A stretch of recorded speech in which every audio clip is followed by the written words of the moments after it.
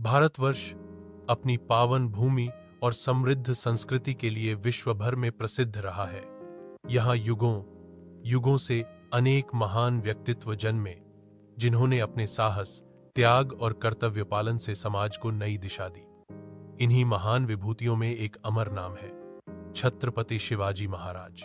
शिवाजी महाराज केवल एक योद्धा नहीं थे, बल्कि वे प्रजा के रक्षक, धर्म के संरक्षक और स्वतंत्रता के प्रथम प्रहरी थे। उन्होंने उस समय स्वराज्य का सपना देखा, जब भारत के अधिकांश हिस्सों पर विदेशी शासकों और मुगलों का शासन था। जनता असहाय थी, धर्म पर संकट था और सम्मान लुट रहा था। ऐसे समय में शिवाजी ने अपने साहस, बुद्धि और नीति से स्वतंत्रता की ज्वाला प्रज्वलित की।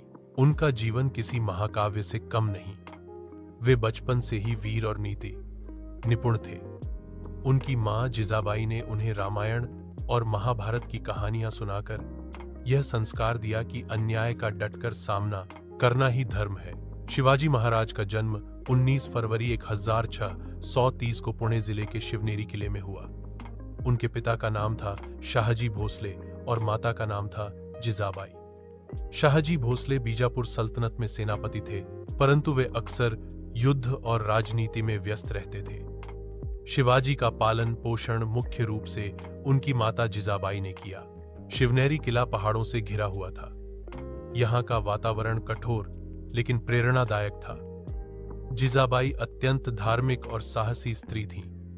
वे प्रतिदिन भगवान को भक्तिभाव से पूजती और छोटे शिवाजी को भी धर्म और नीति का पाठ पढ़ाती। कहते हैं कि एक बार छोटी उम्र में ही शिवाजी ने अपने साथियों के साथ खेलते खेलते एक छोटा सा किला बनाया।